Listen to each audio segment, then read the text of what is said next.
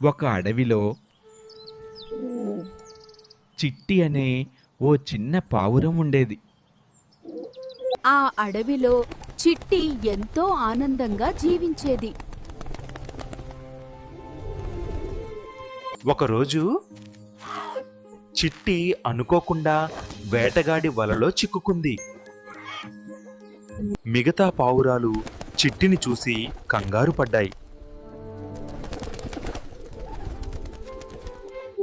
ఎంత ప్రయత్నించినా వల నుంచి బయటపడలేకపోయింది. వలను కొరకడానికి ప్రయత్నించాయి, కానీ ప్రయోజనం లేకుండా పోయింది. ఆ సమయంలో వేటగాడు అక్కడ లేకపోవడంతో మిగతా పావురాలు చిట్టిని కాపాడాలని పరుగెత్తాయి.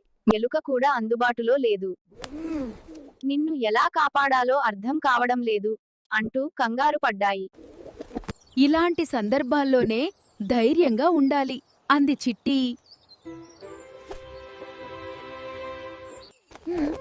ఆ కోతి చాలా తింగరిది, ఎవ్వరికీ సాయం చెయ్యదు అన్నాయి వేలు. అదిగో ఆ కోతి ఇటువైపే వస్తోసి, దాన్ని సాయం అడుగుదాం అంది చిట్టి. ప్రయత్నమైతే చేద్దాం. సాయం లేకపోతే వేరే దారి చూద్దాం. ఈ వల చాలా బరువుగా ఉంది, చివరికి నువ్వు కూడా ఎత్తలేవు అంది. నా వల్ల సాధ్యం కానది ఏదీ లేదు అంటూ వలను పక్కకు పడేసింది కోతి. దాంతో చిట్టి తుర్రున ఎగిరి చెట్టు మీద వాలింది.